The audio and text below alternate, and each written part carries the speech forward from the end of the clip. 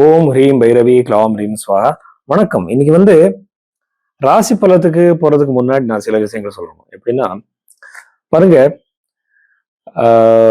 நிறைய பேரோட birth details சரியா இருக்காது. டேட் ஆஃப் பர்த் மிஸ்டேக் இருக்கும், டைம் மிஸ்டேக்கா இருக்கும். அவர் பிறந்த டைம் டேட்டே தெரியாது நிறைய பேருக்கு.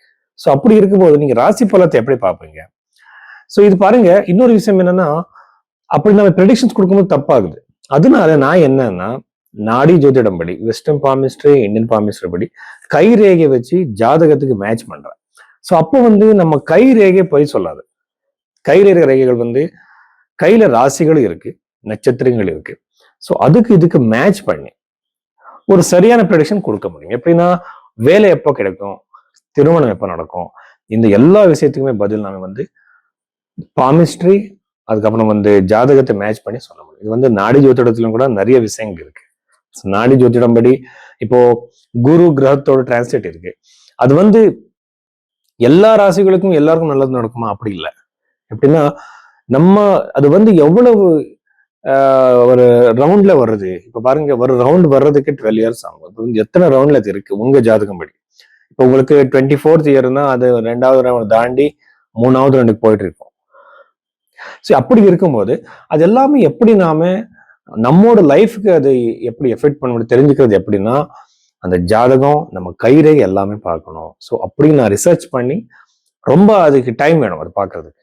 சும்மா ஒரு ஜாதகம் கொடுத்தாலே 5 மினிட்ல எல்லாமே சொல்றாங்க. ஜாதகம் பார்த்த உடனே பெருசான பூஜை எல்லாம் சொல்றாங்க, ஜெம்ஸ்டோன் சொல்றாங்க, என்னென்னமோ சொல்றாங்க. எல்லாமே ஜோதிடத்துல இருக்கா? கண்டிப்பா இல்ல. புருஹத் பராசர ஓர சாஸ்திரத்துல வெறும் தானம் பத்தி, மந்திர ஜபம் பத்தி தான் இருக்கு. அவ்வளவு காஸ்ட்லியான ரெமெடிஸ் ஒன்றும் இல்லை. அப்படி இருக்கும்போது உண்மையான ஜோதிடத்தை நம்ம பார்க்கறதுக்காக இந்த மாதிரி தான் பார்க்கணும். ஸோ அதுக்கு நீங்க என்னோட கன்சல்டேஷன் நீங்க எடுத்துக்கலாம்.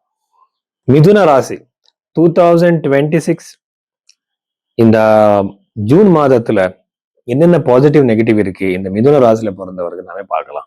ஃபர்ஸ்ட் ராசியில இருக்கிற குரு, புதன், சுக்கிரன் 3 கிரகங்களுமே ஒரே ராசியில இருக்கு. ஸோ அப்படி இருக்கும்போது ஃபர்ஸ்ட் என்னோட ப்ரெடிக்ஷன் என்னன்னா, திருமண யோகம். இதுக்குன்னா ஃபர்ஸ்ட் இந்த சுக்கிரன் சப்தம பாவத்தை பார்க்கறது திருமண யோகம் இருக்கு.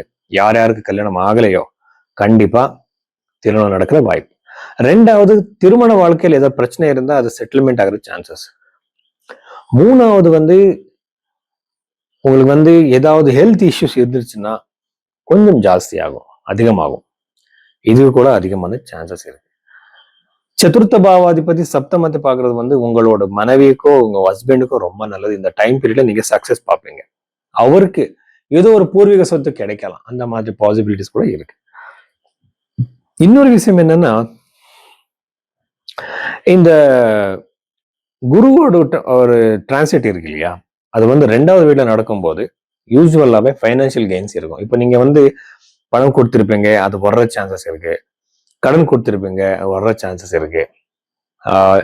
எங்கேயும் இன்வெஸ்ட்மெண்ட் பண்ணிருந்தீங்க, இப்போ நீங்க அதுக்கு எக்ஸ்பெக்ட் பண்றீங்க, அது உங்களுக்கு கிடைக்கிற சான்சஸ் அதிகமா இருக்கு.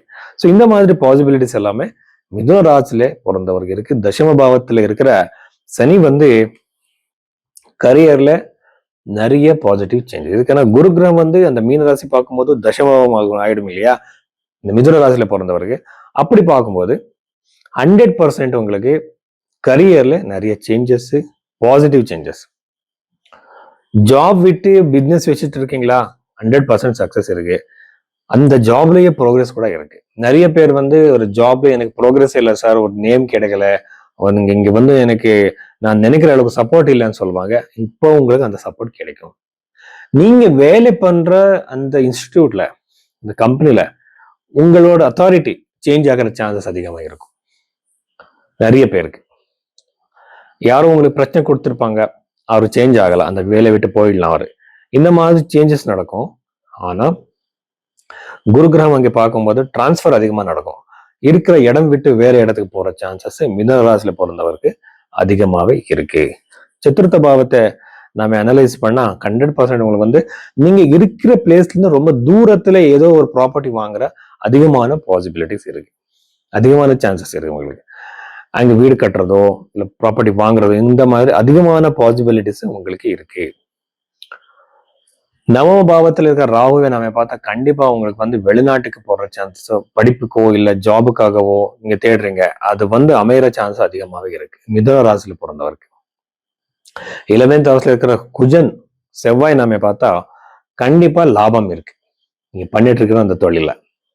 சின்ன தொழிலா இருக்கலாம், பெரிய தொழிலா இருக்கலாம், அதிகமான பாசிபிலிட்டிஸ் இருக்கு. எப்பவுமே செவ்வாய் வந்து ரொம்ப அக்ரெசிவாக பணம் கொடுக்குற ஒரு பிளானட். இது செவ்வாய் சந்திரன் ரெண்டும் சேர்ந்தா சிஷமங்கல யோகம்னு சொல்லுவாங்க. அந்த யோகம் இருந்தவருக்கு வந்து ரொம்ப ஈஸியா பணம் வரும், ரொம்ப ஈஸியா. ஆனா அது வச்சுக்க மாட்டாங்க அவரு. நிறைய பேரை நான் பார்த்திருக்கேன். ரொம்ப செலவு பண்ற, அன்னெசரி செலவு பண்ற ஒரு ஹேபிட் இருக்கும் அவருக்கு எல்லாருமே. ஸோ இவ்வளவு விஷயங்கள் வந்து மிதுன ராசியில பிறந்தவருக்கு.